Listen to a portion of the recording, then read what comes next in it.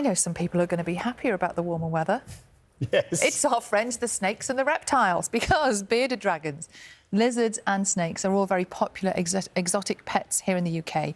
But not all owners are aware of what it means to properly take care of them. And how much money it can cost Yeah. as well. An animal refuge in Lincolnshire says it has seen a 30% increase in the last 6 months of exotic pets being handed in and having to be rehomed. Our reporter Simon Spark has more.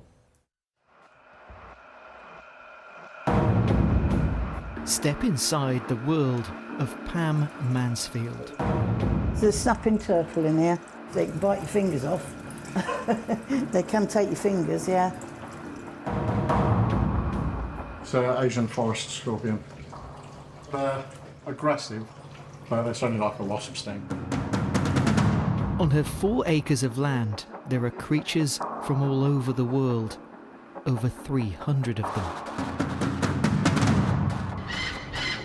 That's the parrots. Her exotic pet refuge has been part of the family for 47 years, still managed by Pam with the help of her son Darren and animal manager Caroline. Gone to hide now, bless him, he has. They've seen different trends of buying exotic animals over the years, but over the last 6 months there's been a 30% increase in the number of animals they're now having to take in. I mean, years ago it was all the cuddlies, the monkeys and the raccoons and quarties and things like that. Then about probably 10 years ago it went to reptiles and we got hundreds of reptiles in. And now it's sort of gone back to all sorts now. It's anything that's exotic. I don't think they realise how long they live. This is Benny. He's our eldest capuchin. He's about 66 years old, our records show.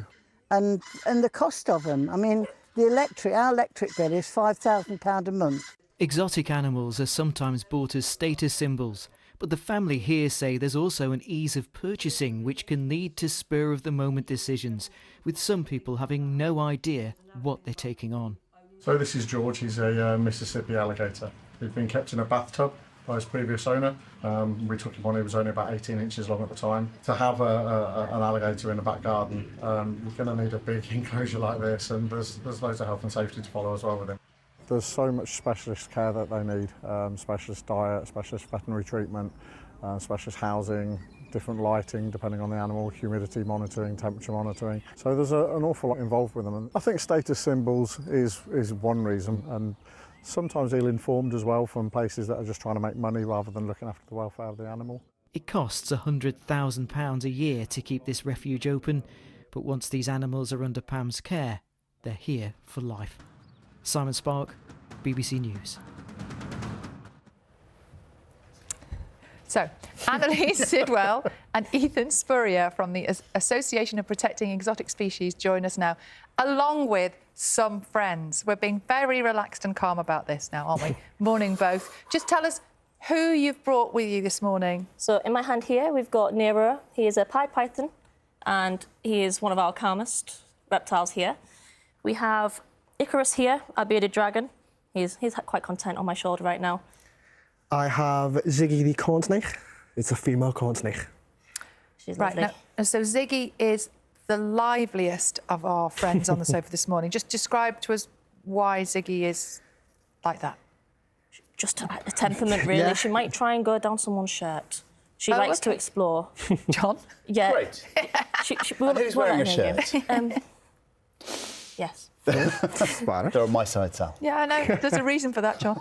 Yeah. But she seems quite content in his hands. Yeah. She'll be fine. They do look very content, and they're all calm at the moment. Oh, yeah. That's good. Thank you for bringing them in. There is a problem, though, with people handing in pets because they can't cope. What are you seeing?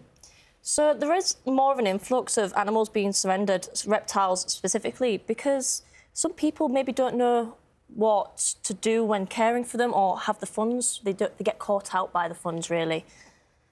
Because they're expensive. Yes. So you have a lot of heating costs, electricity costs, really. You've got to provide heat for them so they can feed and survive, really. And some need UV. UV is a useful tool in helping bind calcium to the bones. Keeps them strong and healthy. Is it my imagination? Is Nero waking up a bit? 'Cause Nero, Nero was perfectly still, and now his tongue's coming out at me, and he's giving me a... Yeah. He's giving you the googly eyes. Oh, OK. That's what that is. He loves everything, really. He's just periscoping. He wants to see the world. He's tasting everything. You see, and I know that we're being a bit daft about this. Well, John's not. I am. I'm a little bit... hold him? No, thank you. I'm a little bit... Don't love snakes and reptiles very much. But actually, for some people, these are much-loved pets. And, you know, you can spend years and years looking after them. And, like, part of the family. Yeah, we find that once you find that you get one, you want more. It's like an itch. Yeah. You love... Once you find your love for reptiles, some people just delve straight into the deep end. The more exotic, the better. And it gets very expensive. Some people go for bioactive vivariums where you can have everything live and thriving. But the more expensive... It gets more expensive the more exotic you go, really. The costs just add up.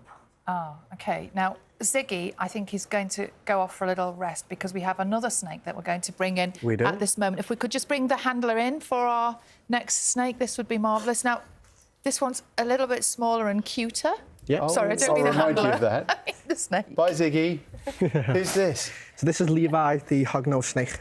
Hognose snake. Hognoses are slightly venomous, but they don't get too much bigger than that, and it's more like a bee sting.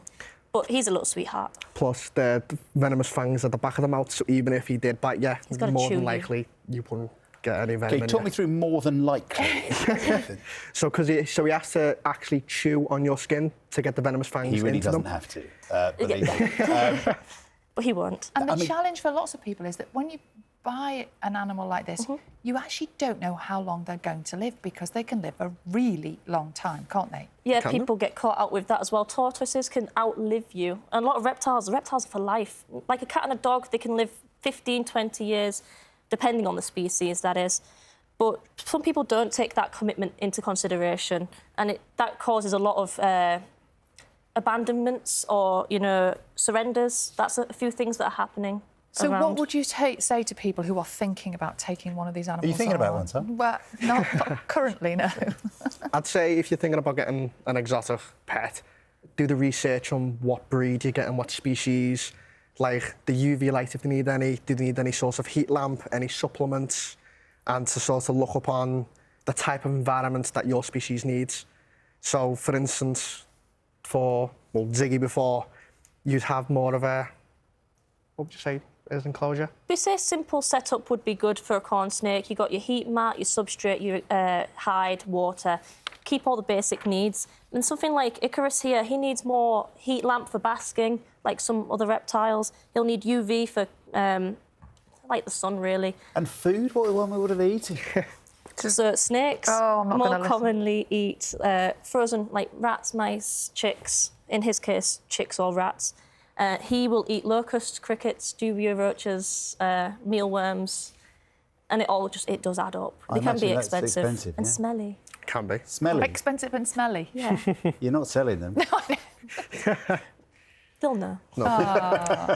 Well, look, thank you for coming in and thank you for keeping them under control. I know. We were a bit worried about Icarus, weren't we? We thought Icarus might try and do a runner, but Oh, he's quite content just having a nap. it's quite nice and warm in here, isn't gonna it? say, They probably like likes it. the really lights. warm. Yeah. You're warm.